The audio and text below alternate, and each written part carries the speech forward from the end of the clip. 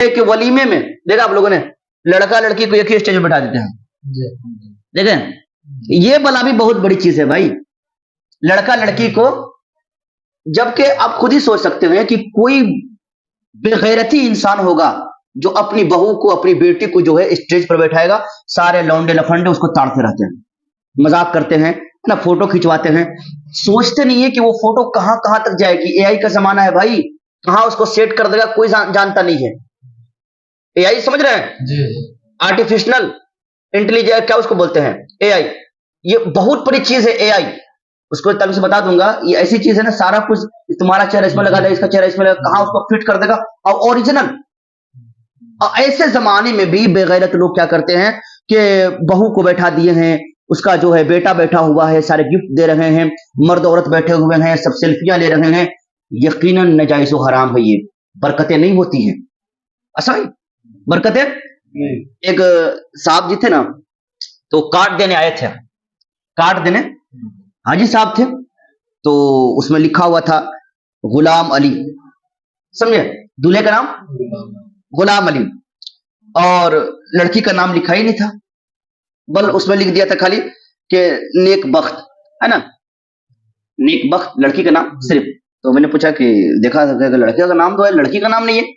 तो कहने हजरत अच्छा लगेगा कि कोई मेरी बहू का नाम जो है कोई गैर पढ़ेगा, पर्दा देखेगा, कहा कि अच्छा लगेगा कि कोई मेरी बहू का नाम कोई गैर पढ़ेगा, इसीलिए मैंने सिर्फ दुख्तरे नेक अख्तर लिख दिया, है ना। क्या लिख दिया, दुख्तरे नेक अख्तर, मतलब ये कि नेक बाप की नेक बेटी लिख दिया। और उसी नेक बाप की नेक बेटी को मैंने देखा वलीमे में कि स्टेज पर बैठ करके फोटो खिंचवा रही है। आप समझ सकते हैं कि जो बेगैरत कार्ड पर नाम नहीं छपवाया, कि कोई बंदा कार्ड पर नाम न पढ़े मेरी बेटी का, और बेपर्दगी के साथ स्टेज पर बैठाया है, ये कहां जायज हो गया है? नाम में जितना पर्दा किया जा रहा था, काश कि उसके चेहरे पर ही पर्दा किया जाता।